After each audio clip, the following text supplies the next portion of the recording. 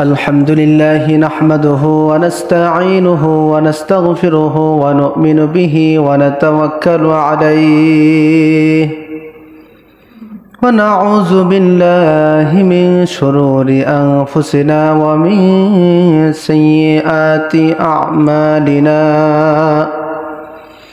من يهده الله فلا مضل له ومن يضلله فلا هادي له ونشهد أن لا إله إلا الله وحده لا شريك له ونشهد أن سيدنا وحبيبنا ومولانا محمد صلى الله عليه وسلم أرسله بالحق بشيرا ونذيرا وداعيا إلى الله بإذنه وسراجا منيرا أما بعد فأعوذ بالله من الشيطان الرجيم بسم الله الرحمن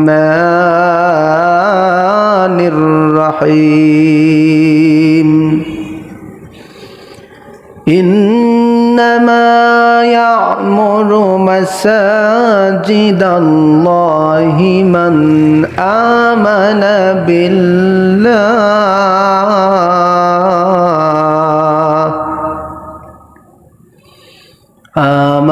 بالله واليوم الآخر وأقام الصلاة وآتى الزكاة ولم يخش إلا الله فعسى أولئك أن يكونوا من المهتدين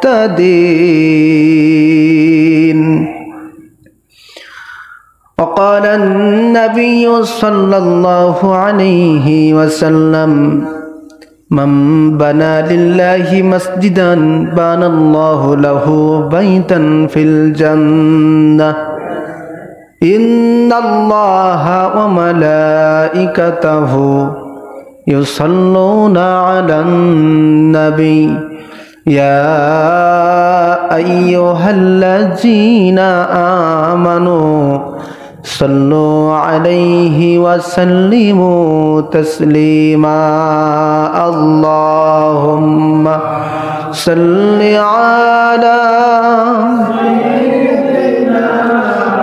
مولانا محمد وعلى آل سيدنا مولانا محمد اللهم سيدنا مولانا محمد وعلى آل سيدنا رسولنا هو الحبيب الذي ترجى شفاعته لكل هول من الأهوال مقتحم اللهم صل على مولانا محمد وعلى آل سيدنا حبيبنا মন খুলে জিকির করি লা ইলাহা ইল্লাল্লাহ লা ইলাহা ইল্লাল্লাহ লা ইলাহা লা ইলাহা ইল্লাল্লাহ জোরে লা ইলাহা मोहब्बते ला इलाहा इल्लल्लाह ला इलाहा जोरे ला इलाहा ला इलाहा इल्लल्लाह इल्लल्लाह इल्लल्लाह इल्लल्लाह नहीं कोनो माबूद अल्लाह छड़ा ला इलाहा मोहब्बते ला इलाहा ला इलाहा इल्लल्लाह मुहम्मदुर रसूलुल्लाह सल्लल्लाहु अलैहि वसल्लम। मुअज्जज मोहतरम, अत्र मस्जिदे सम्मानित दीनदार ईमानदार सम्मानित मुसल्लियान इकराम सकलेर प्रति आबारो अंतरेर अंतरस्थल थेके सालाम। अस्सलामु आलैकुम वा राहमातुल्लाह। আমরা সর্বপ্রথম সেই আল্লাহ সুবহানাহু ওয়া তাআলার দরবারে অসংখ্য শুকরিয়া আদায় করি যে মহান রব্বুল আলামিন আজকের এই আবহাওয়ার ভিতর দিয়ে সকলের আগে ভাগে পবিত্র জুমার নামাজ আদায়ের জন্য আল্লাহর ঘর মসজিদে আসার বসার তৌফিক দান করেছেন। এজন্য সকলেই বলি আলহামদুলিল্লাহ। আওয়াজটা উঁচু করে দিল থেকে মন থেকে আবারও বলি আলহামদুলিল্লাহ। লক্ষ কোটি দরুদ ও সালাম প্রেরণ করছি আমাদের সেই প্রাণপ্রিয় আখরি নবী পাকের শানে, যে নবী যে রাসূল সৃষ্টি না হলে কিছুই সৃষ্টি হতো না, সেই মহান নবীর প্রতি প্রাণ ভরা দরুদ ও সালাম উচ্চ আওয়াজ দিয়ে সকলেই বলছি সাল্লাল্লাহু আলাইহি ওয়াসাল্লাম। হাজিরিন, আজ পবিত্র জামাদিউল আউয়াল মাসের প্রথম জুমা। আজকে জুমার আলোচনার আলোচ্য বিষয় মসজিদের আদব সম্পর্কে। মহান আল্লাহ পাক এই গুরুত্বপূর্ণ বিষয়ে সংক্ষিপ্ত সময়ে আমাদের সকলের জানার বোঝার এবং বাস্তব জীবনে তা আমল করার তৌফিক দান করুন, বলি আল্লাহুম্মা আমিন।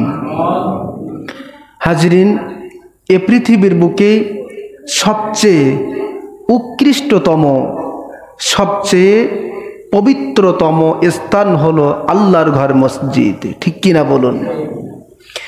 এ মসজিদকে আল্লাহ পাক বিশ্ববাসীর হেদায়েতের জন্য হেদায়েতকারী হিসাবে, রহমত হিসাবে, বরকত হিসাবে নির্মাণ করেছেন।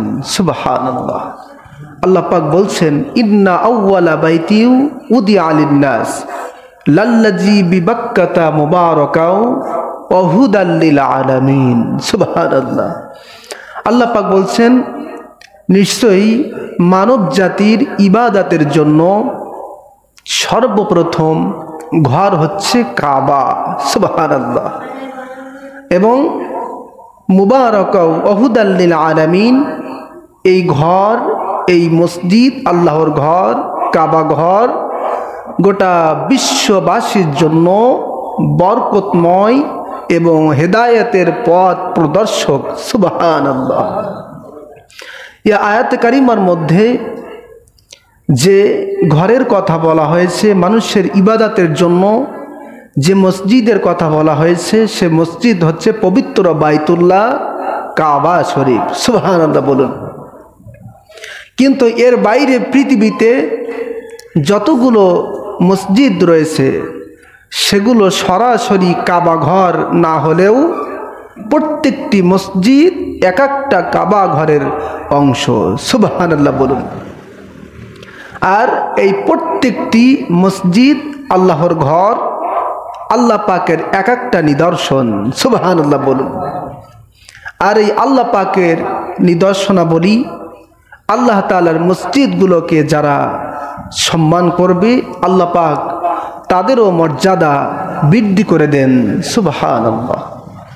আল্লাহ তাআলার নিদর্শনাবলীর সম্মান সম্পর্কে আল্লাহ পাক পবিত্র কোরআন কারীমের মধ্যে বলেন, আল্লাহ বলছেন, وَمَن يُعَظِّمْ شَعَائِرَ اللَّهِ فَإِنَّهَا مِن تَقْوَى الْقُلُوبِ। আল্লাহু আকবার। আল্লাহ পাক বলেন, আর যে কেউ আল্লাহ পাকের নিদর্শনাবলী, আল্লাহ পাকের মসজিদ সমূহ, আল্লাহ পাকের ঘরগুলোকে সম্মান করবে, ফাইন্নাহা মিন তাকওয়াল কুলুব, এটা মূলত তার অন্তরের কলিজার তাকওয়ার পরিচয়। সুবহানাল্লাহ। যাদের অন্তরে আল্লাহর ভয় রয়েছে, যারা আল্লাহকে বিশ্বাস করে, পরকালকে বিশ্বাস করে, তারাই কিন্তু একমাত্র আল্লাহর ঘরকে, আল্লাহর নিদর্শনকে সম্মান করে। ঠিক কিনা বলুন? প্রিয় বাবাজিরা আমার, তাহলে আল্লাহর ঘর, মসজিদগুলোকে সম্মান করার নির্দেশ কার? একটু জোরে বলুন, কার? এই পৃথিবীতে যতগুলো মসজিদ রয়েছে, নবীজি বলেছেন ওই সকল মসজিদগুলোকে, পৃথিবীর যত জায়গা রয়েছে, যত স্থান রয়েছে, সকল জায়গা জমির স্থানের চেয়ে সবচেয়ে মর্যাদা। সুবহানাল্লাহ। সহিহ ইবনে হিব্বানের একটি হাদিস আপনাদেরকে শোনাই। মদিনার একজন ইহুদি পণ্ডিত, মদিনার একজন ইহুদি বিজ্ঞ আলেম আল্লাহর হাবিবের কাছে এসে বললেন, ইয়া রাসূলুল্লাহ, ইয়া হাবিবাল্লাহ, নবীজি, এই পৃথিবীতে, এই জমিনের মধ্যে সবচেয়ে প্রিয়, সবচেয়ে পাক পবিত্র স্থান কোনটি? সুবহানাল্লাহ। মদিনার একজন ইহুদি আলেম, মদিনার একজন ইহুদি পণ্ডিত নবীজির কাছে জিজ্ঞেস করতেছেন, নবীজি, এই পৃথিবীর বুকে সবচেয়ে পাক পবিত্রতম মর্যাদার স্থান কোনটি? সুবহানাল্লাহ। আল্লাহর হাবিব নীরব থাকলেন। নবীজি বললেন, রে ইহুদি, তুমিও নীরব থাকো, যতক্ষণ পর্যন্ত আল্লাহ তাআলার পক্ষ থেকে হযরত জিবরাইল না আসবেন, ততক্ষণ পর্যন্ত তুমি ইহুদি এবং আমি নবী দুজন নীরবে থাকবো। সুবহানাল্লাহ। নীরবতা, কোনো কথা নয়, চুপ থাকো। কিছুক্ষণের মধ্যে আল্লাহ রাব্বুল আলামিন হযরত জিবরাইল আমিনকে পাঠিয়ে দিলেন। হযরত জিবরাইল আমিন যখন আসলেন, আল্লাহর হাবিব বললেন, রে জিবরাইল, মদিনার ইহুদি জানতে চায় এই পৃথিবীর বুকে, এই জমিনের মধ্যে সবচেয়ে পাক পবিত্রতম স্থান কোনটি? হযরত জিবরাইল আমিন বললেন, ইয়া রাসূলুল্লাহ, ইয়া হাবিবাল্লাহ, এই পৃথিবীর মধ্যে সবচেয়ে প্রিয়তম, সবচেয়ে পছন্দের, সবচেয়ে পাক পবিত্র স্থান কোনটি? আমি জিবরিলও জানি না। সুবহানাল্লাহ। বলছেন, ইয়া রাসূলুল্লাহ, ইয়া হাবিবাল্লাহ, আমি তো জানি না, তবে আমি আল্লাহ তাআলার কাছ থেকে জেনে এসে আপনাকে বলতে পারি। সুবহানাল্লাহ বলুন। প্রিয় বাবাজিরা আমার, ইহুদি নীরব, আল্লাহর হাবিবও নীরব। চলে গেলেন হযরত জিবরাইল আমিন কার কাছে? একটু আওয়াজ দিয়ে বলুন, কার কাছে? আরো জোরে বলুন, কার কাছে? আল্লাহ তাআলার কাছে চলে গেলেন। কিছুক্ষণ পরে আবার হযরত জিবরাইল আমিন ফিরে আসলেন, বললেন, ইয়া রাসূলুল্লাহ, ইয়া হাবিবাল্লাহ, আমি জিবরাইল আল্লাহ তাআলার কাছে আজকে এত বেশি কাছাকাছি অবস্থান করেছি, আল্লাহ তাআলার এত নিকটে গিয়েছি, যা ইতিপূর্বে আমি জিবরাইল কখনো যাই নাই। সুবহানাল্লাহ। আমি তো বহুবার আল্লাহ তাআলার নির্দেশ পালনার্থে, হুকুম আহকাম নাজিলের জন্য আল্লাহ তাআলার কাছে গিয়েছি, তবে আজকে আপনার এই কথাটা, প্রশ্নের উত্তরটা জানার জন্য আল্লাহ পাকের এত কাছে গিয়েছি, যা অন্য কোনো দিনে আমি জিবরাইলের পক্ষে যাওয়া সম্ভব হয় নাই। বলেন সুবহানাল্লাহ। আল্লাহর হাবিব বললেন, জিবরাইল, তুমি আল্লাহ তাআলার কত কাছে গিয়েছো, কত নিকটে গিয়েছো? সহিহ ইবনে হিব্বানের হাদিস। হযরত জিবরাইল আমিন বললেন, ইয়া রাসূলুল্লাহ, ইয়া হাবিবাল্লাহ, আল্লাহ পাকের কোটি কোটি কোটি কোটি নূরের পর্দা ভেদ করে মাত্র ৭০,০০০ পর্দা বাকি থাকতে আমি জিব্রাইল অতটা নিকটে আল্লাহ তাআলার কাছে চলেছি। সুবহানাল্লাহ। আল্লাহ পাক তো একবার আমাদের কাছে নয়, বরং আল্লাহ পাক হচ্ছেন অনেক নূরের পর্দার ভিতরে। তো আমি জিব্রাইল অন্য কোনো দিনে এত নিকটে যেতে পারি নাই যেটা আমি আজকে গিয়েছি, এবং আল্লাহ পাকের মাত্র ৭০,০০০ নূরের পর্দা বাকি থাকতে আমি ততটা কাছে আমি জিব্রাইল চলে গিয়েছিলাম। সুবহানাল্লাহ। প্রিয় বন্ধুগণ আমার, প্রিয় যুবক ভাইরা আমার, হযরত জিবরিল আমিন বললেন, ইয়া রাসূলুল্লাহ, ইয়া হাবিবাল্লাহ, আমি জিব্রাইল আল্লাহ তাআলার কাছে আপনার প্রশ্ন জানতে চেয়েছি। আল্লাহ রাব্বুল আলামিন বলেছেন, শাররুল বিকাই আসওয়াকুহা ওয়া খায়রুল বিকাই মাসাজিদুহা। এই পৃথিবীর মধ্যে সবচেয়ে নিকৃষ্টতম স্থান হলো বাজার, আর সবচেয়ে পবিত্রতম স্থান হলো আল্লাহর ঘর মসজিদ। সুবহানাল্লাহ। আল্লাহর ঘর মসজিদ সমূহ নবীজি আল্লাহ তাআলার কাছে জানতে চেয়েছি একটা, আল্লাহ পাক জানিয়েছেন দুইটা। সুবহানাল্লাহ। এবার জবান খুলে বলুন, পৃথিবীর বুকে সবচেয়ে পবিত্রতম স্থান কোনটি? মসজিদ সমূহ। আর সবচেয়ে নিকৃষ্টতম স্থান কোনটি? বাজার। প্রিয় বাবাজিরা আমার, দিল থেকে উত্তর দিবেন। কোরআন এবং হাদিস থেকে গবেষণা করে আমরা যেটা পাই, এ পৃথিবীর বুকে সবচেয়ে পবিত্রতম স্থান হলো আল্লাহর ঘর মসজিদ, ঠিক কিনা? আর সবচেয়ে নিকৃষ্টতম স্থান হলো বাজার। এবার একটু বলুন, মুসলমানের সন্তানেরা মসজিদে বেশি আসে নাকি বাজারে বেশি যায়? কোথায়? বাজারে। যাওয়া উচিত ছিল কোথায়? মসজিদে। কিন্তু আমাদের দুর্ভাগ্য, আমরা সেটা পারি না। একদিকে বাজার মসজিদের নামাজ হয়, আরেক দিকে চায়ের দোকানে, মাঠে ঘাটে, বিভিন্ন আড্ডাখানায় বসে আড্ডা চলে। আছে না নাই? তারা কি হিন্দু খ্রিস্টানের সন্তান না আমাদের মুসলমানের সন্তান? জোরে বলুন, কাদের সন্তান? দুর্ভাগ্য আমাদের জন্য। সম্মানিত হাজিরিন, কিন্তু প্রকৃত ইমানদার যারা, প্রকৃত মুমিন যারা, প্রকৃত মুসলমান যারা, তারা কখনো বাজারকে প্রাধান্য দেবে না, বরং সকল কিছু চেয়ে আল্লাহর ঘরে মসজিদকে প্রাধান্য দিবে। সুবহানাল্লাহ।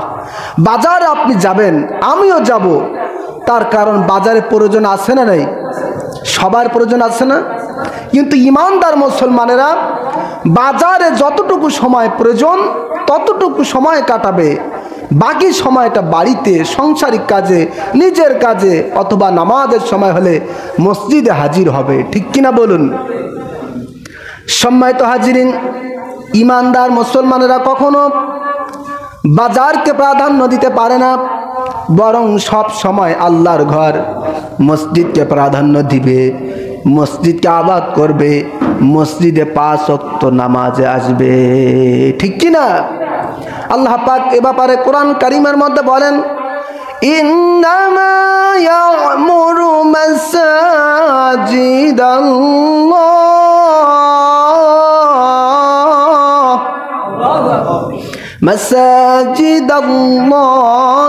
মান আমানা বিল্লাহ,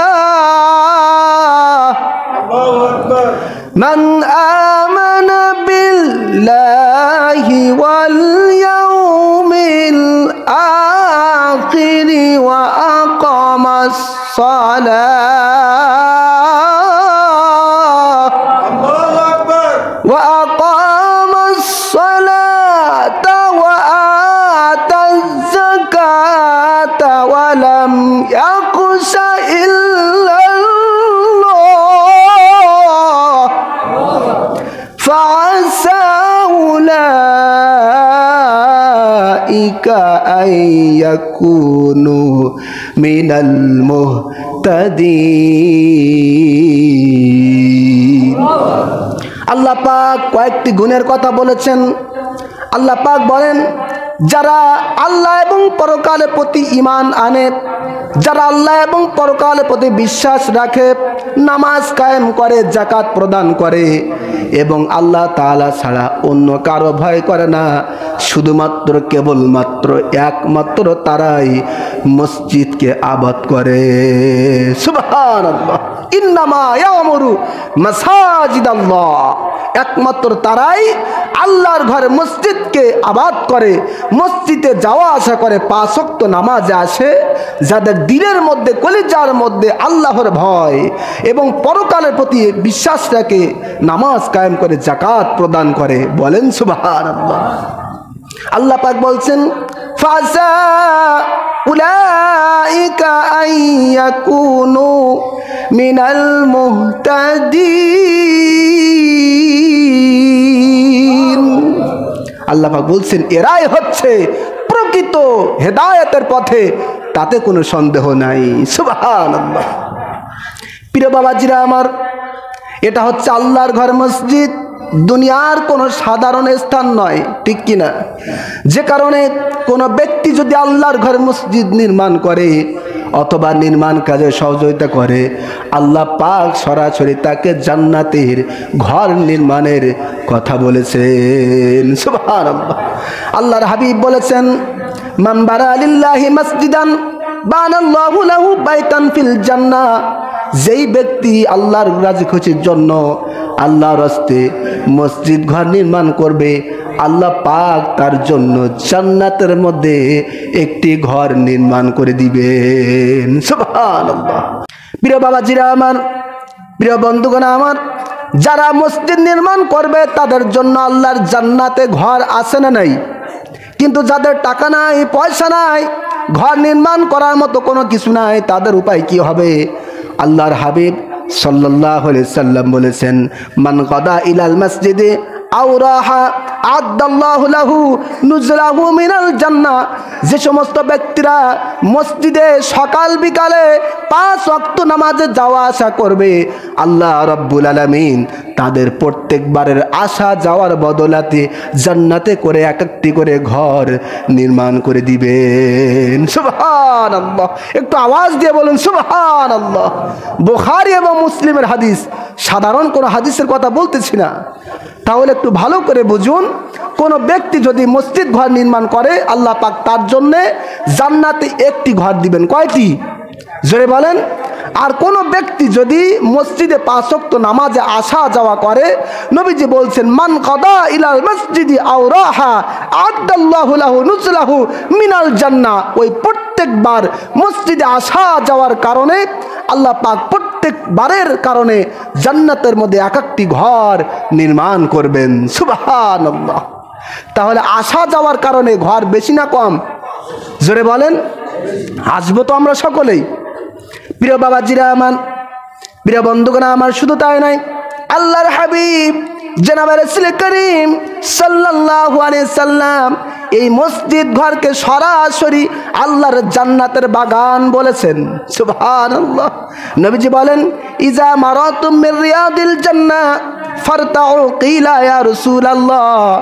আল্লাহর হাবিব বললেন আমার সাহাবীরা, আমার উম্মতেরা, তোমরা যখন দুনিয়ার জান্নাতের বাগানের নিকটে থেকে গমন করবে, তখন তোমরা অবশ্যই ওই জান্নাতের বাগানের ফল খেয়ে নিবে। সুবহানাল্লাহ। কি খাবে? জোরে বলেন, কি খাবে? ফল খেয়ে নিবে। সাহাবায়ে কেরাম প্রশ্ন করলেন কিলা ইয়া রাসূলুল্লাহ সাল্লাল্লাহু আলাইহি সাল্লাম, হে আল্লাহর রাসূল, জান্নাতের বাগান কি? নবীজি বললেন ক্বালাল মাসাজিদু, জান্নাতের বাগান হচ্ছে দুনিয়ার মসজিদ সমূহ। সুবহানাল্লাহ। তাহলে জান্নাতের বাগান কি? একটু জোরে বলেন, কি? মসজিদ সমূহ। পৃথিবীতে যত মসজিদ রয়েছে, নবীজি বলেছেন সব স্থান হচ্ছে আল্লাহর জান্নাতের বাগান। সুবহানাল্লাহ। সাহাবায়ে কেরাম বললেন ইয়া রাসূলুল্লাহ, ইয়া হাবিব আল্লাহ, নবীজি ওয়ামার রত ইয়া রাসূলুল্লাহ, তাহলে জান্নাতের বাগানে মসজিদ সমূহের মধ্যে জান্নাতি ফল কি? সুবহানাল্লাহ। দুনিয়াতে মসজিদ তো জান্নাতের বাগান বুঝলাম, তবে আপনি যে জান্নাতের বাগান থেকে ফল খেতে বলেছেন নবীজি, একটু দয়া করে বলুন ওই জান্নাতের বাগানের ফলগুলো কি? সুবহানাল্লাহ। নবীজি সঙ্গে সঙ্গে বলে দিলেন, উম্মতেরা শোনো, জান্নাতের বাগানের মসজিদ সমূহের ফল হলো সুবহানাল্লাহ ওয়ালহামদুলিল্লাহ ওয়ালা ইলাহা ইল্লাল্লাহু আল্লাহু আকবার। কি ফল? সুবহানাল্লাহি ওয়ালহামদুলিল্লাহি ওয়ালা ইলাহা ইল্লাল্লাহু আল্লাহু আকবার।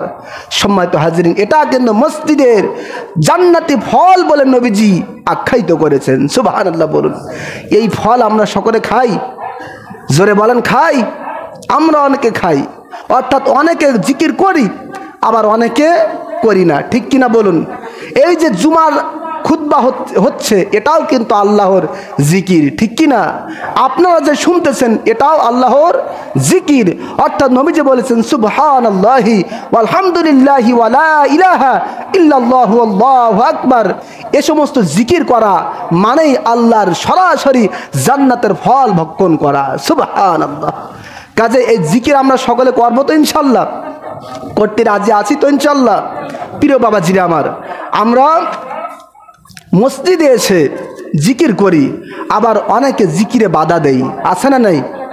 জোরে বলেন আছে না নাই? কিভাবে বাধা দেয়? প্রমাণ দেখুন। একজন ব্যক্তি সে মসজিদে আল্লাহর ইবাদত করার জন্য এসেছে, একটু সময় পেয়েছে, বসে বসে আল্লাহর জিকির করতেছে সুবহানাল্লাহ আলহামদুলিল্লাহ ওয়ালা ইলাহা ইল্লাল্লাহু আল্লাহু আকবার।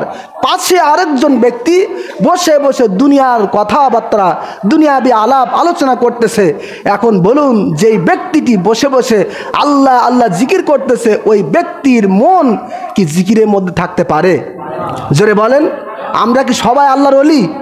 আমরা কি নবী রাসূল নাকি যে মানুষ যে যাই করুক আমি আমার ইবাদত করে যাব, এমন হয় নাকি? না, বরং আমার ইবাদতের পাশাপাশি কেউ যদি অন্য কোনো কথা বলে, আমার ইবাদতের থেকে মনটা তার দিকে চলে যায়, ঠিক কিনা বলুন? তাহলে কি হলো? যে ব্যক্তিটি পাশে বসে বসে কথা বলতেছে, ওই ব্যক্তি নিঃসন্দেহে আমার জিকিরে, আমার আল্লাহর স্মরণে বাধা দিচ্ছে, ঠিক কিনা বলুন? আর এই বাধা দেওয়াটা কত বড় অপরাধ, কত বড় বড় অপরাধ আল্লাহ পাক কোরআনের মধ্যে বলছেন। আল্লাহ পাক বলছেন, ওয়ামান আযলামু মিম্মান মানাআ মাসাজিদাল্লাহ আইয়াযকুরা ফিহা ইসমুহু ওয়া সাআ ফি খারাবিহা। আল্লাহু আকবার। আল্লাহ পাক বলছেন, যারা মসজিদে এসে, যারা মসজিদে আল্লাহর জিকিরে বাধা দেয়, তাদের চেয়ে বড় জালেম আর কেউ হতেই পারে না। জোরে বলেন নাউজুবিল্লাহ। তাহলে যারা মসজিদে আল্লাহর জিকিরে বাধা দেয়, যে ব্যক্তি জিকির করে তার পাশে বসে বসে যারা দুনিয়ার কথাবার্তা বলে, তার মানে তার জিকিরে বাধা দেয়। আল্লাহ পাক সরাসরি পবিত্র কোরআন কারীমের সূরাতুল বাকারার 114 নম্বর আয়াত আল্লাহ পাক বলছেন, তারাই হচ্ছে সবচেয়ে বড় জালেম। জোরে কান নাউজুবিল্লাহ। তাহলে আমরা কি কেউ কথা বলবো? জোরে বলেন। মসজিদে অনেক সময় দেখা যায় যে যুবক ভাইরা তারা অনেক সময় কথা বলেন, ছোট্ট ছোট বাচ্চারা কথা বলেন, দুঃখ লাগে এটাও। অনেক মুরব্বী বাবারাও কথা বলে, আছে রে নাই? আমাকে যদি বলা হয় হুজুর আগামী জুমায় একটু এই বিষয়ে বলবেন, আসলে এটা শুনতে খুবই খারাপ লাগে, ঠিক না বলেন? আপনার আমার বিবেকের মধ্যে রাখতে হবে, এই মসজিদে শুধু আমাদের মুসল্লি নয়, শুধু আমাদের এলাকায় নয়, এলাকার মানুষ নয়, বরং এই মসজিদে প্রতি জুমায় অনেক দূর থেকে দূরান্ত থেকে মানুষ জুমার নামাজ আদায় করতে আসে, ঠিক কিনা বলুন? শুধু তাই নয়, আমাদের পার্শ্ববর্তী যে রিসার্চ সেন্টার রয়েছে, প্রতি জুমায় আমরা ইনশাল্লাহ অনেক শিক্ষিত জ্ঞানী গুণী মানুষকে আমরা পেয়ে থাকি। কাজেই তারা যদি এসে দেখে যে মসজিদে নামাজ হচ্ছে, অপর দিকে পিছনের দিকে কথা বলা বলি হচ্ছে, এটা আমাদের জন্য অনেক অপমানজনক, ঠিক কিনা বলুন? কাজে আমি বিনয়ের সাথে আহ্বান করব, বিনয়ের সাথে অনুরোধ করব, যুবক ভাইরা যারা আছেন, ছোট ছোট বাচ্চা যারা রয়েছেন, মুরব্বী বাবারা যারা রয়েছেন, তারা আল্লাহর রাস্তায় একটু সময়ের জন্য হলেও মসজিদে এসে জিকির করবেন, নতুবা নীরবে বসে থাকবেন, আল্লাহ পাক প্রতিদান দিবেন, ঠিক কি না? তাছাড়া আপনি যদি কথা বলেন, দুনিয়াবি কথাবার্তা যদি বলেন, সওয়াবের পরিবর্তে গুনার বোঝা মাথায় নিয়ে মসজিদ থেকে বাইর হতে হবে, ঠিক না বলেন? সম্মানিত হাজিরিন, আমাদেরকে মসজিদের আদব সম্পর্কে জানতে হবে। আজকে আমরা মসজিদের আদব সম্পর্কে জানি না, যে কারণে আমরা এই ভুলগুলো করে ফেলি, ঠিক না বলেন? মসজিদের আদব কি? নবীজি সাল্লাল্লাহু আলাইহি সাল্লাম বলেছেন, সেই মুসলিমের বর্ণনা, ইজা দাখালা আহাদুকুমুল মসজিদা ফালিয়াকুল আল্লাহুম্মা ইফতাহলি আবওয়াবা রাহমাতিক। সুবহানাল্লাহ। নবীজি বলেছেন, তোমরা যখন মসজিদে প্রবেশ করবে তখন তোমরা ফালিয়াকুল, একটি দোয়া বলবে, আল্লাহুম্মা ইফতাহলি আবওয়াবা রাহমাতিক। সুবহানাল্লাহ। এই দোয়াটি আমরা কজনে জানি বা কজনে পড়ি? এই দোয়ার অর্থ কি? অর্থ শুনলে আপনি অবাক হয়ে যাবেন। আমরা আমাদের নিজের অজান্তে বলে ফেলি, আল্লাহ তুমি তোমার রহমতের সমস্ত দরজাগুলো আমার জন্য খুলে দাও। সুবহানাল্লাহ। এই দোয়াটা আজকে আমরা কয়জনে পড়েছি? অথচ আমরা কিন্তু মসজিদে আসা যাওয়া করি প্রতিদিন, ঠিক কিনা বলুন? এরপরে নবীজি বলেছেন, ওয়াইজা খরাজা ফালিয়াকুল আল্লাহুম্মা ইন্নী আসআলুকা মিন ফাদলিক। ফাদলিক, যখন তোমরা মসজিদ থেকে বাইর হয়ে যাবে তখন আর একটি দোয়া বলবে, আল্লাহ আমি মসজিদে এসেছিলাম নামাজ পড়তে, নামাজ আদায় করেছি, আল্লাহ এবার আমি জমিনের মধ্যে ছড়িয়ে পড়তেছি, আল্লাহ দয়া করে মায়া করে তোমার রহমতের ভান্ডার, তোমার অনুগ্রহের ভান্ডার আমার জন্য দান করো। সুবহানাল্লাহ। কত সুন্দর দোয়া নবীজি শিক্ষা দিয়েছেন, কিন্তু আমরা অনেকে জানি কিন্তু মনে থাকে না, ঠিক না বলেন? এজন্য অবশ্যই আমরা মসজিদের সম্মানার্থে, মসজিদের আদব রক্ষার্থে এই দোয়াটি আমরা সকলে পড়ব। সবাই একটু আমার সাথে জবান খুলে বলুন, আল্লাহুম্মা ইফতাহলি আবওয়াবা রাহমাতিক। আল্লাহুম্মা ইফতাহলি আবওয়াবা রাহমাতিক। খুব বেশি বড় কোনো লম্বা চওড়া দোয়া নয়, ছোট্ট একটি দোয়া বলবেন, আল্লাহ রহমতের দরজা খুলে দিবেন। সুবহানাল্লাহ। সব সময় আমরা শুনি, হুজুর বিপদ আপদ বালা মুসিবত যায় না, ঠিক কিনা বলুন? দোয়া করেন, মিলাদ পড়ান, কত দোয়া, কিন্তু আপনি তো কখনো আল্লাহ তাআলার নবীজি যে এই দোয়াগুলো শিক্ষা দিয়েছেন আপনি পড়েন নাই। আপনার আমার থেকে বিপদ কিভাবে যাবে? বিপদ তো সব সময় আপনার আমার উপরে চেপে রয়েছে, ঠিক কিনা বলুন? কাজেই মসজিদে প্রবেশের সময় আমরা যে দোয়া বলবো, আল্লাহুম্মা ইফতাহলি আবওয়াবা রাহমাতিক। মসজিদ থেকে যখন বাইর হয়ে যাব আরেকটি দোয়া বলবো, আল্লাহুম্মা ইন্নী আসআলুকা মিন ফাদলিক। পারবো তো ইনশাআল্লাহ? মসজিদের দ্বিতীয় নম্বর আদব হলো, ইজা দাখালা আহাদুকুমুল মসজিদা ফালিয়ারকা রাকাতাইনি ক্বাবলা আন ইয়াজলিসা। এটা বুখারী এবং মুসলিমের হাদিস। নবীজি সাল্লাল্লাহু আলাইহি সাল্লাম বলেছেন, যখন তোমরা মসজিদে আসবে মসজিদে বসার আগেই 2 রাকাত নামাজ আদায় করবে। কি নামাজ? তাহিয়াতুল মসজিদ বা দখুলুল মসজিদ। মসজিদের সম্মানার্থে এই 2 রাকাত নামাজ আদায় না করে তোমরা মসজিদে বসবে না। সুবহানাল্লাহ। কি নামাজ বলেন? তাহিয়াতুল মসজিদ বা দখুলুল মসজিদ। আপনি মসজিদে এসেছেন, এখনো নামাজের 2 মিনিট বাকি আছে বা এখনো 5 মিনিট বাকি আছে, আপনি মসজিদে এসেই বসে যাবেন না, বরং আপনি অবশ্যই 2 রাকাত তাহিয়াতুল মসজিদ বা দখুলুল মসজিদ আদায় করবেন। পারবেন তো ইনশাআল্লাহ? এরপরে এই নামাজটাকে নিয়ে মুহাদ্দিসিন ইকরাম, মুফাসসিরিন ইকরাম বর্ণনা করেছেন যে আপনি যেই সময় মসজিদে এসেছেন ওই সময়টা যদি নামাজের মাকরুহ সময় থাকে তাহলে ওই সময় আপনি নামাজ পড়বেন না। যেমন সূর্যোদয়ের সময়, সূর্য অস্তের সময়, দ্বীপ্রহরের সময়, এছাড়াও আরও অনেক নামাজের মাকরুহ সময় রয়েছে যে সময়গুলো তো নামাজ আদায় করা যায় না, ঠিক কিনা বলুন? তো নবীজির এই হাদিসটাকে গবেষণা করে মুহাদ্দিসিন ইকরাম বর্ণনা করেছেন, এই মাকরুহ সময়ের মধ্যে বা যে সময় নামাজ আদায় করা হারাম, এই সময় কেউ যদি মসজিদে প্রবেশ করে তাহলে সে নামাজের পরিবর্তে একটি দোয়া পড়বে, সুবহানাল্লাহি ওয়ালহামদুলিল্লাহি ওয়ালা ইলাহা ইল্লাল্লাহু আল্লাহু আকবার ওয়ালা হাওলা ওয়ালা কুওয়াতা ইল্লা বিল্লাহ। সুবহানাল্লাহ। মুহাদ্দিসিন ইকরাম বলেন এই দোয়াটি পড়লে তার নামাজের সমতুল্য হয়ে যাবে। সুবহানাল্লাহ। কাজেই মসজিদে সেই বসার আগেই নামাজের সময় যদি বাকি থাকে অবশ্যই আমরা 2 রাকাত তাহিয়াতুল মসজিদ বা দুখুলুল মসজিদ পড়তে আদায় করতে রাজি আছি না নাই? সম্মানিত হাজরিন, আর মসজিদে যে কথাবার্তা হয় এ বিষয়ে আল্লাহর হাবিব সাল্লাল্লাহু আলাইহি ওয়াসাল্লাম বলেছেন, ইয়াতি আলান নাসি জামানুন আইয়াকুনু হাদিসুহুম ফি মাসাজিদিহিম ফি আমরি দুনিয়াহুম ফালা তুজালিসুহুম। নবীজি সাল্লাল্লাহু আলাইহি ওয়াসাল্লাম বলেছেন, অচিরেই এমন একটি জামানা, এমন একটি যুগ, এমন একটি সময় আসবে যখন মানুষ মসজিদে দুনিয়াবি কথাবার্তা বলবে। সুবহানাল্লাহ বলবো না নাউজুবিল্লাহ বলবো? একটু জোরে বলেন নাউজুবিল্লাহ। এমন একটি যুগ আসবে, নবীজি বলছেন ইয়াতি আলান নাসি জামানুন, জামানুন মানে যুগ, সময়। একটি সময় আসবে যে সময় মানুষ মসজিদে এসে দুনিয়াবি কথাবার্তা বলতে কোনো দ্বিধাবোধ করবে না। একটু জবান খুলে বলুন, সেই জামানা এখন আছে না নাই? জোরে বলুন, আছে না নাই? এসে গেছে। কিন্তু প্রতি জুমায় আমরা এই বিষয়টা লক্ষ্য করতেছি। কাজেই আমাদের কথা বলা যাবে না। নবীজি বলছেন, ফালা তুজালিসুহুম, যারা মসজিদে বসে দুনিয়াবি কথাবার্তা বলবে, খবরদার খবরদার তোমরা তাদের পাশে বসবে না। জোরে করে আল্লাহু আকবার। নবীজির উম্মত যারা, তাদেরকে নবীজি বলছেন যারা দুনিয়াবি কথাবার্তা বলবে, খবরদার ফালা তুজালিসুহুম, বাইহাকি শরীফের হাদিস, তোমরা কিন্তু ওই কথাবার্তাকারী ব্যক্তির পাশে তোমরা বসবে না। এরপরে আরো মারাত্মক কথা নবীজি বলছেন, ফালাইসা লিল্লাহি ফীহিম হাজাতান, যারা মসজিদে এসে দুনিয়াবি কথাবার্তা বলবে, আল্লাহ পাকের কাছে ওই সমস্ত ব্যক্তিদের কোনো মূল্য নাই, তাদের কোনো প্রয়োজন নাই। জোরে কর নাউজুবিল্লাহ। কাজে আমরা আজকের পর থেকে আর মসজিদে কথা বলবো? যুবক ভাইরা আওয়াজ দেন কথা বলবো? মুরব্বী বাবারা আওয়াজ দেন কথা বলবো? বলবো না। সম্মানিত হাজিরিন, হাদিসে পাকের মধ্যে এসেছে হযরত ওমর রাদিয়াল্লাহু তাআলা আনহু, মিশকাত শরীফের হাদিস, এটাও বুখারী শরীফের মধ্যে এসেছে।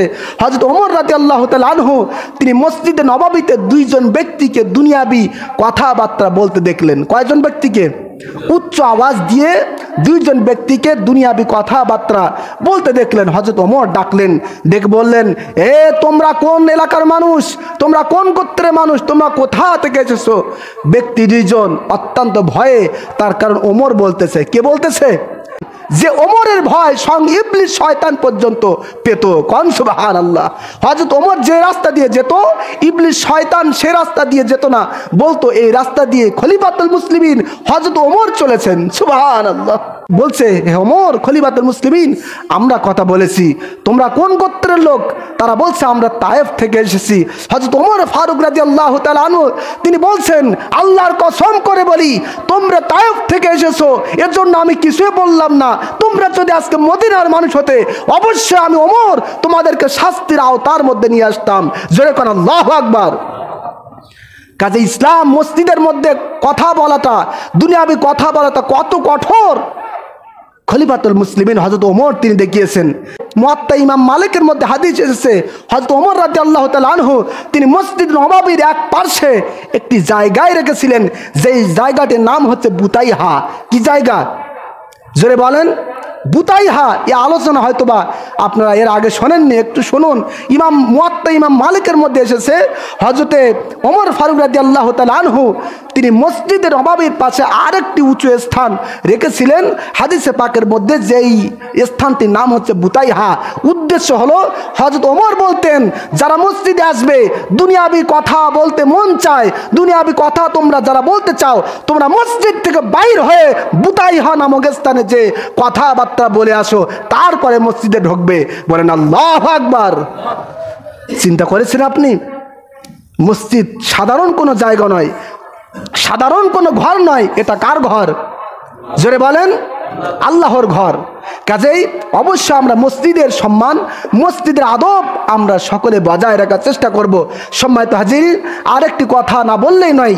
আল্লাহর হাবিব সাল্লাল্লাহু আলাইহি ওয়াসাল্লাম বলেছেন, তোমরা যখন দেখবে যে মসজিদে ক্রয় বিক্রয় প্রকাশ্যে হোক আর অপ্রকাশ্যে হোক, যদি হয় তোমরা একটি বদদুয়া করে দিবে যে আল্লাহ এই ক্রয় বিক্রয় ব্যবসায়ের মধ্যে তুমি বরকত দিও না। আল্লাহু আকবার।